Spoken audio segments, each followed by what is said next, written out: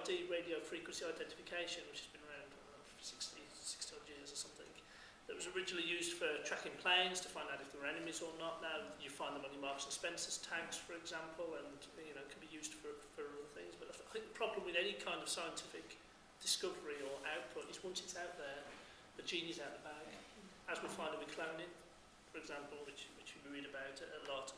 And people try and stop it, but then you hear in reports and in magazines that other people are doing it abroad anyway and who are not constrained by the same laws. And the problem is, once these discoveries are out there, how do you control it with a global world the way it is? And the government not wanting to fund science, it's having to be funded from the private sector, and the private sector is driven by profit.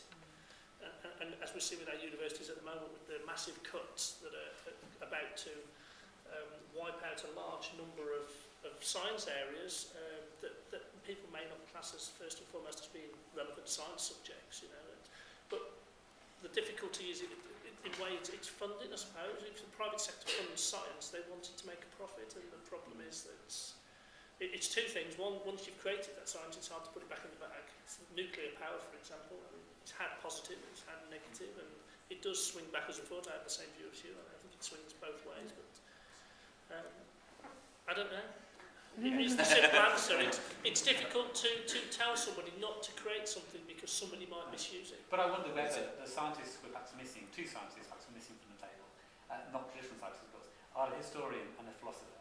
Because the historian would tell us that actually we have made the mistake with scientific discoveries time and time again, but there were sometimes moments when we could have made a decision to point scientific endeavour in one direction or to point it in another. And perhaps we sometimes made the right decision and we sometimes made the wrong decision. And actually, these are opportunities of both making a choice. Do you want to be making those decisions? I'll just make 2 points. I mean, you need more geographers.